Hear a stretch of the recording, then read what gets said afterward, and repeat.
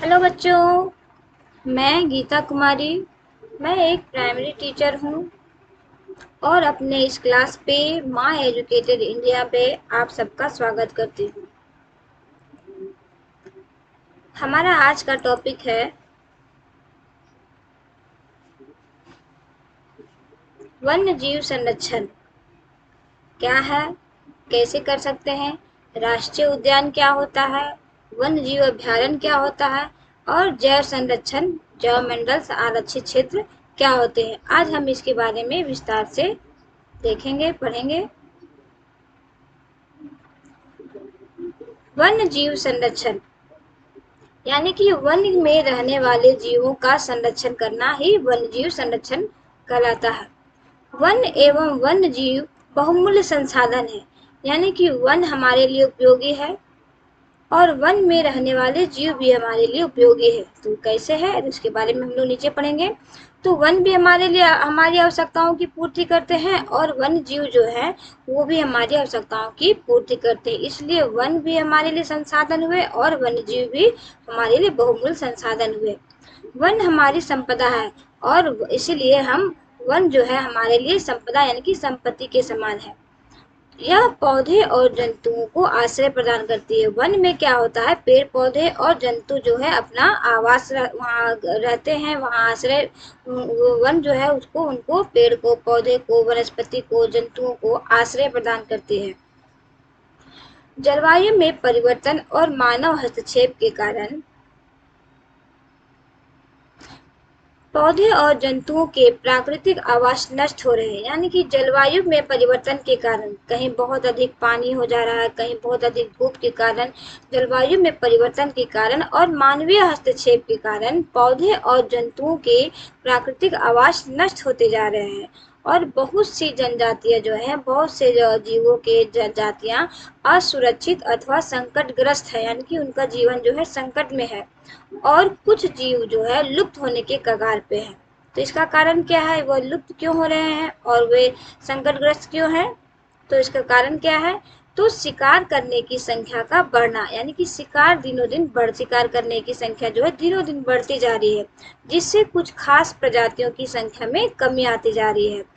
जैसे क्या है, जैसे हम लोग शिकार करते हैं तो क्यों करते हैं, तो शिकार करते हैं ताकि हमको जीवों से जानवरों के अवशेष से हमें उस बहुत सारे आवश्यकताएं पूरी होती है, बहुत सारे सामान बनते हैं। जैसे उनका चमड़ा का यूज करते हैं, हम लोग चमड़ा का उपयोग करते हैं बैग बनाने में, चप्पल जूते बनाने में और बेल्ट बनाने में। इनके बहुत सारे जो हमारे आवश्यकता की वस्तुएं हैं उनको बनाने के लिए हमें चमड़ा की आवश्यकता पड़ती है। जीव जंतुओं के, जानवरों के नाखून की आवश्यकता होती है, दांत के और पंख के साथ साथ सींग का भी प्रयोग एवं गैर कानूनी व्यापार के लिए भी जंतुओं का शिकार किया जाता है। यानी कि उनके शरीर का जो अवशेष होता है, उनका शरीर से चमड़ा निकाला जाता है, उनका नाखून है, दांत है, दांत से बहुत सारे आभूषण बनाए जाते हैं और उसके पंख होते हैं। इसके साथ साथ उनके सींग से भी बहुत सारे आभूषण बनाए जाते हैं, बहुत सारे सामान बनाए जाते हैं। इसके अलावा जो है गैर कानूनी व्यापार में भी जीव जंतुओं का शिकार किया जाता है। गैर कानूनी व्यापार क्या मतलब है, उसको यहाँ पे मार के दूसरे देश में उसको बेचा जाता है। तो इस तरह हमारे लिए पशु और वन दोनों बहुत ही उपयोगी है, वे हमारे लिए बहुमूल्य संसाधन के समान है। तो इसीलिए हमें इसका क्या करना चाहिए, अतः हमें इसका संरक्षण करना चाहिए। ठीक है, तो इसका संरक्षण में क्या क्या कर सकते हैं, तो राष्ट्रीय उद्यान होते हैं जहाँ वन जीव का और वन का संरक्षण किया जाता है, वन्य जीव अभ्यारण्य बनाए जाते हैं, जैव मंडल आरक्षित क्षेत्र का निर्माण किया जाता है। इसमें तो ये क्या होता है, तो इसमें क्या होता है, हमारी प्राकृतिक वनस्पति और वन जीवों को सुरक्षित रखने के उद्देश्य से ये बनाए जाते हैं। ये जो राष्ट्रीय उद्यान है, वन जीव अभ्यारण्य है और जैव मंडल आरक्षित क्षेत्र है, हमारे जितने भी वनस्पति है, पेड़ पौधे हैं और उसमें रहने वाले जीवों को सुरक्षित रखने के उद्देश्य से ये सारे जो है तीनों अभ्यारण्य उद्यान बनाए जाते हैं। तो ये कौन बनाता है, किसके द्वारा बनाए जाते हैं, तो आइए हम देखते हैं। यह किसी राष्ट्र की शासन प्रणाली द्वारा, यानी कि किसी देश की शासन प्रणाली द्वारा जीवों को संरक्षण प्रदान करने के लिए बनाया जाता है। जिसमें जीव पिंजरे में न रहकर अपने प्राकृतिक रूप से वनों में रहते हैं। यानी कि उन्हें एक ऐसा माहौल दिया जाता है कि जानवरों को लगता है कि प्राकृतिक वन है और उसमें वे स्वतंत्र रूप से रहते हैं। वन्य जीवों के संरक्षण हेतु वन्य जीव अधिनियम 1972 में लाया गया था। यानी कि वन्य जीवों के संरक्षण के लिए जो वन्य जीव अधिनियम आया था तो वो कब आया था, तो 1972 में लाया गया था, जिसमें वनों का यानी कि वनों के संरक्षण के अलावा वन्य के में रहने वाले जीवों के संरक्षण के लिए 3 प्रकार से अभियान चलाया गया। तो कौन कौन सा है? पहला है राष्ट्रीय उद्यान बनाए गए, दूसरा है वन्य जीव अभ्यारण्य बनाया गया और तीसरा है जैवमंडल आवासीय क्षेत्र का निर्माण किया गया। यानी कि जीवों का संरक्षण के लिए 3 प्रकार से कदम उठाए गए। और किसके द्वारा? तो यह किसी राष्ट्र के शासन प्रणाली द्वारा, सरकार द्वारा उठाए जाते हैं। आइए अब हम इसके बारे में विस्तार से एक एक करके पढ़ते हैं कि राष्ट्रीय उद्यान क्या होता है, राष्ट्रीय अभ्यारण्य क्या होता है और जैवमंडल अब क्या होता है। तो राष्ट्रीय उद्यान पूर्ण रूप से सरकार के नियंत्रण में होता है। जो राष्ट्रीय उद्यान जो होता है सरकार के द्वारा बनाई जाती है और यह पूर्ण रूप से सरकार के नियंत्रण में ही होता है। उसमें किसी आम आदमी का हस्तक्षेप नहीं होता है।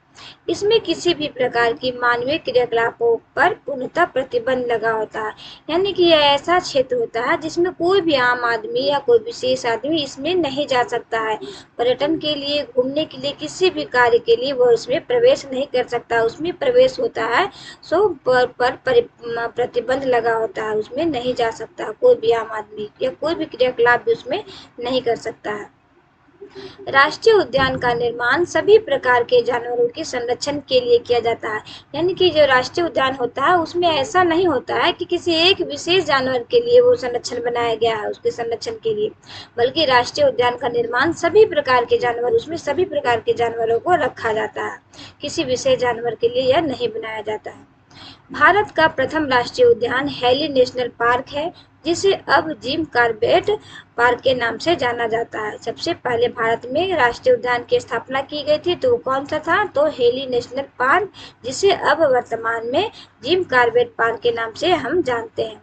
तो यह कहाँ स्थित है? तो यह उत्तराखंड राज्य में स्थित है और इसे 1936 में बनाया गया था।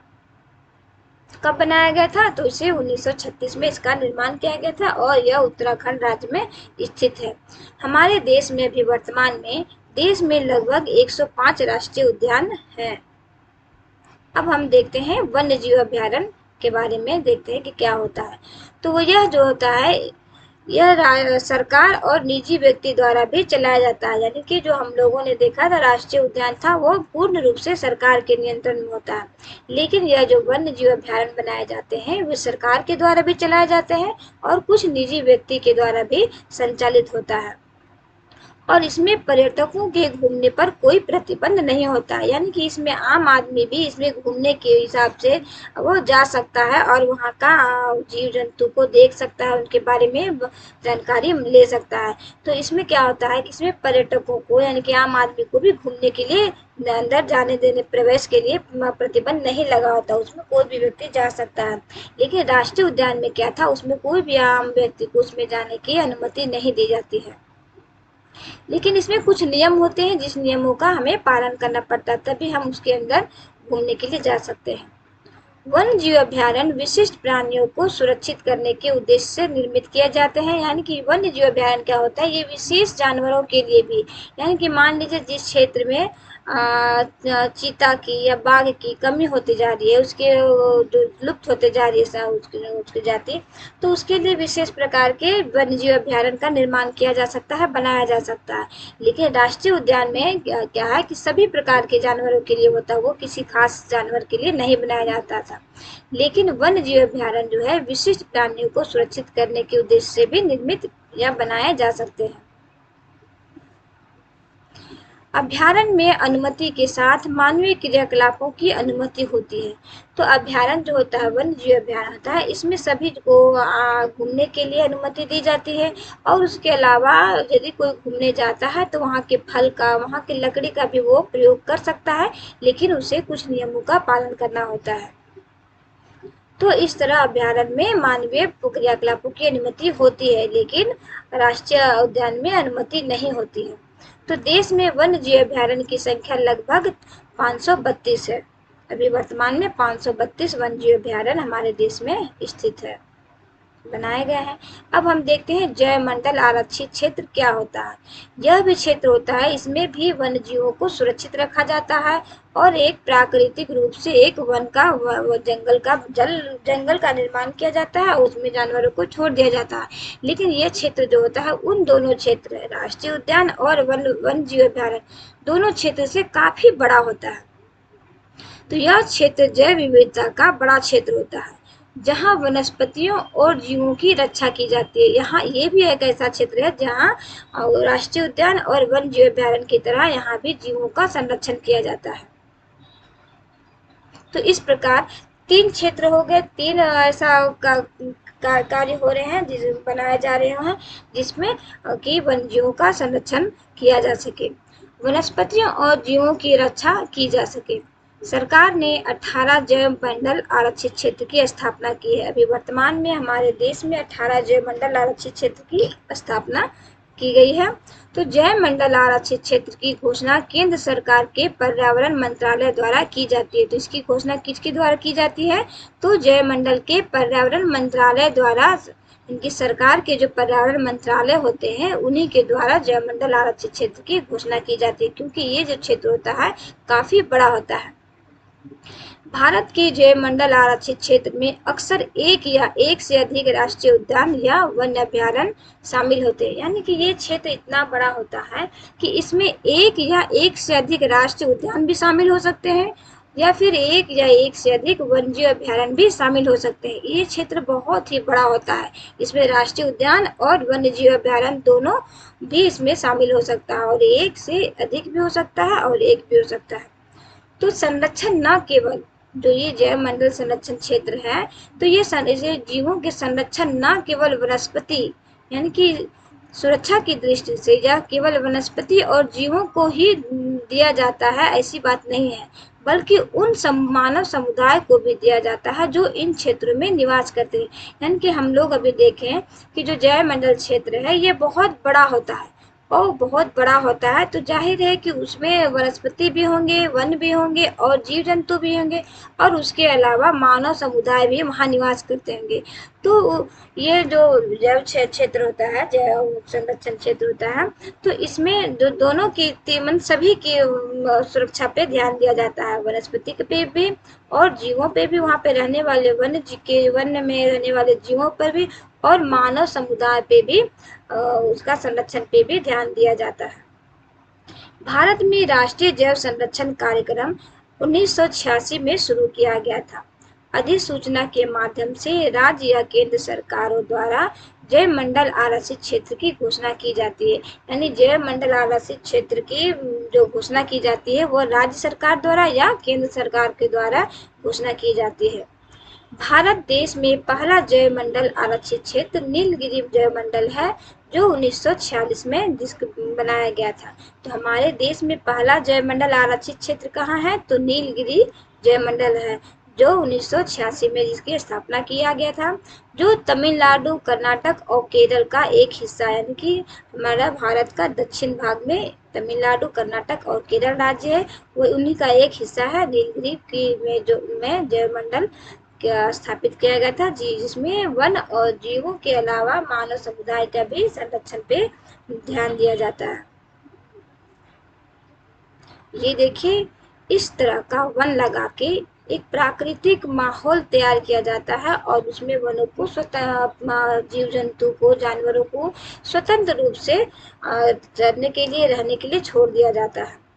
तो इसे ही हम वन्य जीव अभ्यारण्य, राष्ट्रीय उद्यान और जैव मंडल आरक्षित क्षेत्र कहेंगे, जिसमें जीवों की सुरक्षा के लिए एक प्राकृतिक माहौल दिया जाता है और उन्हें स्वतंत्र रूप से वहाँ रहने के लिए दिया जाता है और उनकी सारी आवश्यकताओं को उसमें पूरा किया जाता है।